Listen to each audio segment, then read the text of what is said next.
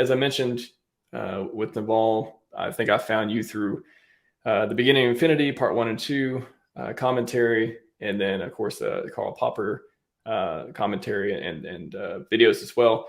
But with Naval especially, how can you just describe his work for people who don't know much about him? I've tried to talk about him during some of our streams on the wealth mindset and just, on Twitter, I've subscribed to all the Naval HQ, all the quotes, and just I get infinite benefit out of just using these things in repetition and seeing them and applying them in my life. But to someone who doesn't know him, how would you describe him, his content, his philosophy, and why his ideals, along with a lot of stuff kind of related to David Deutsch too, are important to the world? People who succeed have to have specialized knowledge. Tiger Woods achieves what he achieves because he has very specialized knowledge in a particular domain, in golf, obviously. And so he's going to have to embrace a particular kind of epistemology, whether he knows it or not. He's going to understand that, well, the only way to make progress is to make the errors as rapidly as possible. So is there the equivalent when it comes to things like physics? Well, yeah, you've got Richard Feynman, you've got David Deutsch, these people who know that in order to make progress in this area, to exceed every other person on the planet just about in performance in this area, you have to make the mistakes as rapidly as possible, and then you will succeed. I see Naval as an investor in that mold. If you want to figure out what it takes to make money, by investing in companies, then you have to figure out what the knowledge is in order to do that thing, how to make the errors as fast as possible, and to recognize that this isn't a game of probabilities. This is a game of knowledge. And so I see Naval as inherently having the epistemology. And when he came across David Deutsch and read his book, he saw a like mind. He understood that, this is what I've been doing throughout my life. I've been searching for good explanations, and David's put it explicitly into words. And so it resonated with him. And so it's unsurprising to me that when I hear Naval speak, and I go back even to his older appearances on various podcasts, you hear the same kind of messages from Naval that you hear from David Deutsch, about error correction, about iteration, about testing ideas in reality and that kind of thing. And so when someone embraces the proper epistemology, when they have that, then success follows. Not necessarily, not inevitably, but you're in a better place. You're better able to do so.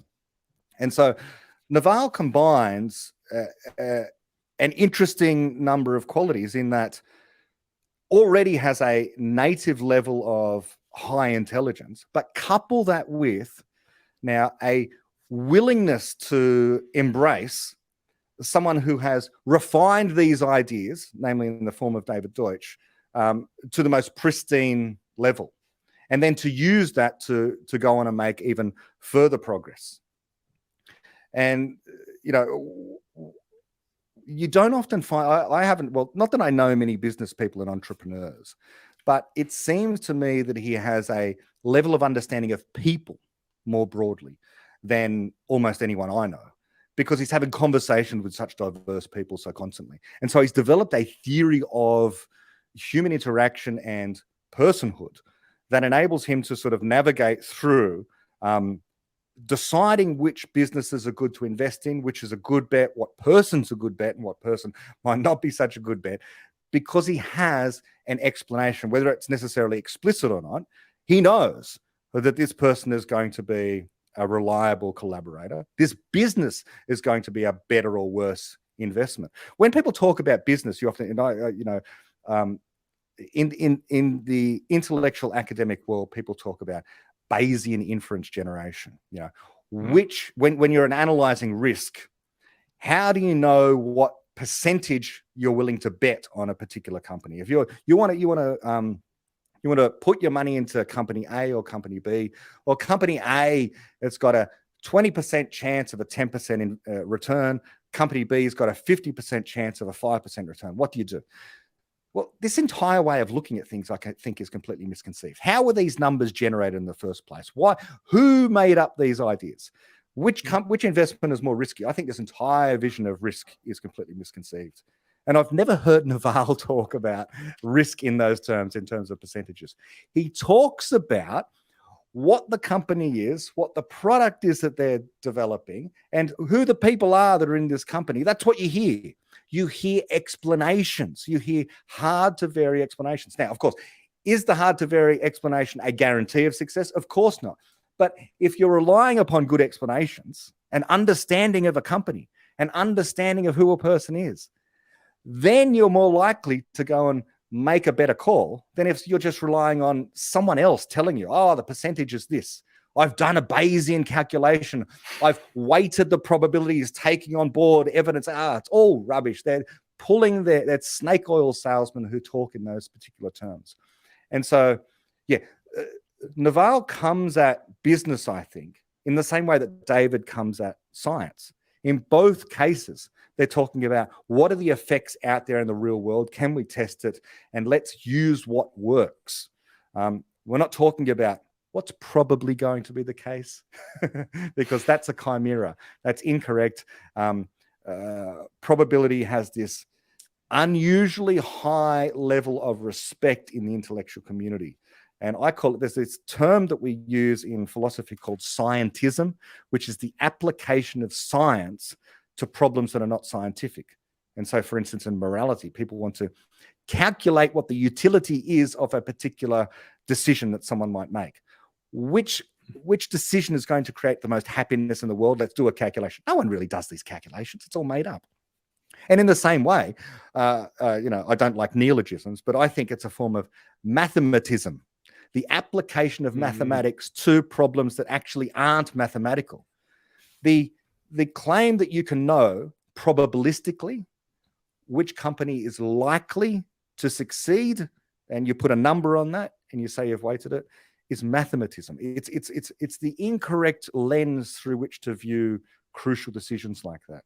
And so, yeah, this is where Naval obviously exceeds the overwhelming majority of people on Earth, and why he's achieved the business success he has. Why he achieves the personal and enlightened success he has is because the same kind of thing goes on in terms of introspection, I would say. This understanding that what you're doing as a matter of your personal life is iterating and figuring out what the most important values are in people's lives, in your own personal life, in order that you not merely succeed financially. That's one thing.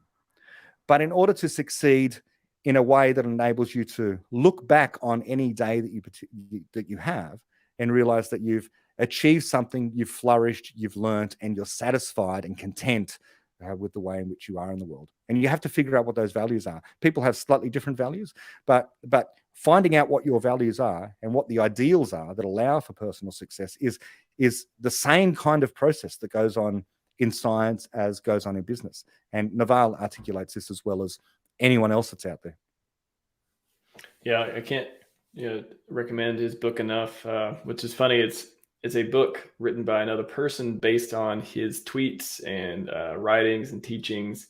And it's so funny how that came together and just became this magnificent piece of just, I don't know. I don't know how to describe like how you got to be ready for it. I tell people that too. Like I'll recommend it and say, you got to be thirsty for knowledge. You got to be thirsty for change. You got to be thirsty to apply these things before it'll really be one of those best books you ever read. But I think I've listened to it / read it 5 or 6 times, and it's just the Almanac of Naval Ravikant. Cannot recommend it enough. I think I literally have in the description of every single video I do, along with some other things that I like to tell people about. But he is able to put these things. Go ahead. I just to say, I absolutely second that. It's a rare person who takes the time to develop a worldview. Okay, and this word gets thrown around a lot. I throw it around a lot, but it is rare for people to have a coherent worldview that they've deliberately sat down and thought about. What do I think about everything? What do I think about morality? What do I think about epistemology? What do I think about science? What do I think about my relationships with other people? What do I think about business? What do I think about the nature of mathematics? And so it goes for absolutely everything. So you ask Naval, what is your view on this? He's going to have a view. He might very well say, look, I don't have a good answer to that, but he will have considered it. He will have considered the fact that, he doesn't know that particular thing. And the fact that it meshes so well with what David Deutsch says, you read the almanac and you read the beginning of infinity, and you see these crossovers, these people who have arrived at the same ideas independently. David Deutsch is talking about physics and certain rarefied areas of philosophy that happen to have very practical application in the real world, areas of evolutionary science, bad philosophy, the distant future.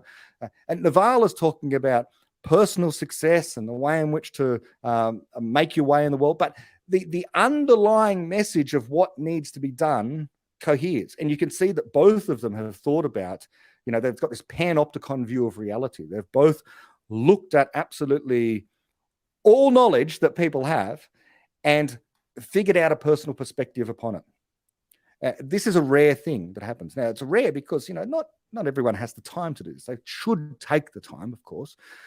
Some people don't think it's important. Some people are more interested in, just focusing on their career, focusing on their family, focusing on whatever they happen to focus on.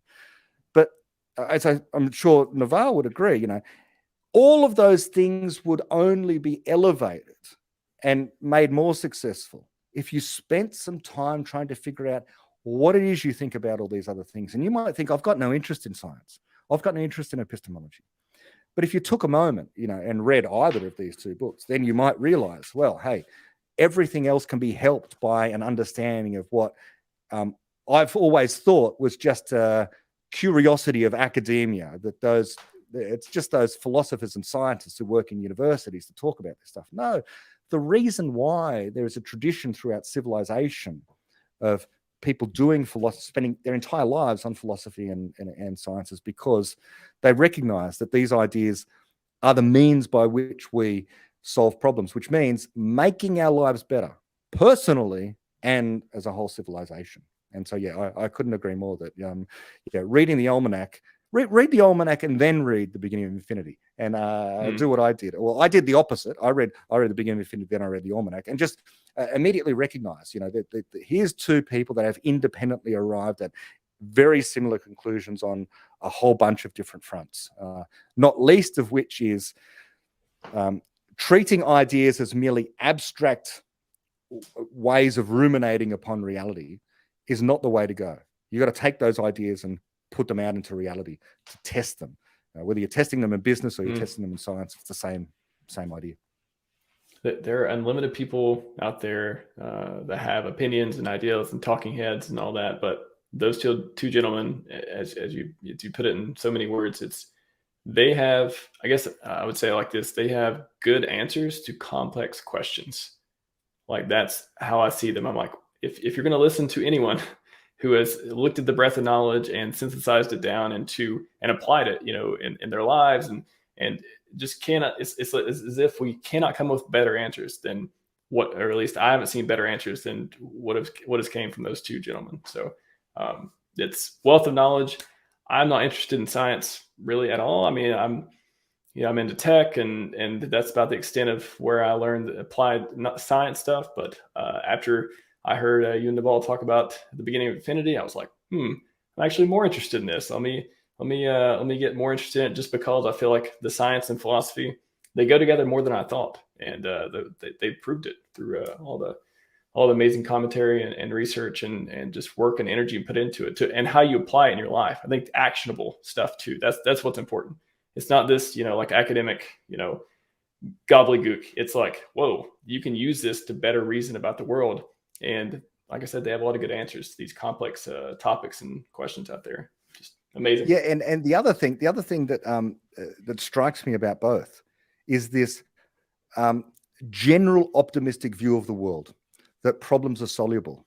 Now, this has the effect of not only an intellectual sense that you can understand as a matter of fact that in civilization we can solve our problems. The next virus that comes along, don't catastrophize, we can solve it. If the astronomers should tell us tomorrow the asteroid's heading towards us, don't be too concerned, we can solve the problem, we can come together. But not only that, in both cases, in Naval and David, what it does, embracing this idea about the notion that problems are soluble, that increased knowledge in science and philosophy has a personal effect upon your psychology as well. Just watch them. You watch Naval, you watch David. These people are happy people. They're successful in the world. They're having fun. They're enjoying it. Now, I shouldn't say, but, contrast this with, let's say, some other people out there who direct culture and who have the ear of government, that kind of thing. The pessimists of the world. The people who talk about how the catastrophe is coming, whether it be the AI catastrophe, whether it be global warming is going to wipe us out, whether it's going to be inflation is going to do us all in, whether cryptocurrency was a scam, whatever these things are that people are naysaying and pouring scorn upon, notice something about their psychology. They're never happy people. These are people who are filling their minds with pessimistic ways of viewing reality. They're focused always upon all the problems they can see and never the solution, and never admitting that the solution can come if only we apply ourselves a little more, put a little more effort in, have a little bit of fun by doing it, and talk about how life is fun. Life is an opportunity. And so we have every reason to be optimistic. We have every reason to think that in the same way that our ancestors were worse off than us, we're worse off than the people of the future. And we can be the people of the future. We will be the people of the future. 10 years, hopefully we're all still here. 20 years, hopefully we're all still here. Maybe 50 years, maybe 100 years. We're all still here because we've figured out the cure to aging and stuff like that. And the world will be a better place then. That's what we can look forward to. We don't have to be concerned about how things are going to rack and ruin, because they're absolutely not. Every generation has said things are getting worse. All the way back to, I like to talk about this guy Malthus, in the 1700s, Thomas Malthus. He wrote a paper about how there was only so much land, and the amount of land is not increasing on planet Earth, but the number of people are. So you only have to do the mathematics, and he did the mathematics, rigorous mathematics, to say, hey, look, we're going to run out of land soon, which means we're going to run out of food soon, which means people are going to starve. Depressing, pessimistic stuff. He couldn't imagine that people were going to invent artificial fertilizers, ways of growing far more food on far smaller areas of land. We still have Malthusians today. Sure, they're not talking, well, actually, some of them are talking about how we're going to run out of land, but more often they're talking about how, the sea levels are going to rise, we're all going to drown. Now, the sea levels may rise, but this is not a catastrophe yet, because we can do something about it. If the worst case scenario happens and all of Antarctica and Greenland begins to melt over the course of the next 100 years, we can do stuff about that. Either we can reverse it through technology, mirrors in space and so on, perhaps carbon-eating bacteria in the ocean, perhaps just building seawalls. I mean, Amsterdam, the Netherlands, already does this. So why people are so concerned about particular problems that we have, as if these things are going to lead to rack and ruin, I don't know. But we need to have resistance against this. We need a resistance to the pessimism, because the pessimism is driving policy right now. And pessimism always comes from a place of prophecy. And what prophecy is it purports to be a prediction about the future. You get, especially scientists are prone to this. They say, here, look at my scientific theory. The scientific theory indicates that this bad trend has continued for the last 10 years and will continue for another 10 years. Therefore, we can expect disaster. But no scientific theory, no matter how well controlled the experiments were, no matter how well tested in the academic literature the theory happens to be, none of them can take into account what will appear in the scientific literature tomorrow, what people will learn tomorrow, what knowledge they will create tomorrow to overturn that deeply held scientific theory which tells you about the trend that things are going to get worse. People solve problems. We are problem solvers. We are producers, not consumers and destroyers of this planet. This planet is only made better by our presence. We are the things that make this otherwise hostile rock habitable. Now, I've got the picture of the Earth behind me, and I like that picture because what it highlights is that in the darkness of space and the otherwise inhospitable world that we have, those bright areas are the cities and where people have made this place safe, not merely for themselves, but even for the animals that they care about. It's only us that is going to save this planet. We're the only thing that stands between all life on Earth being destroyed, whether by an asteroid, climate change, or just simply the expansion of the sun, which the astrophysicists have told us is going to happen in some billions of years. Sure, it's billions of years, but it's going to happen. Without us doing something about it, which we could if we create the knowledge, everything's gone.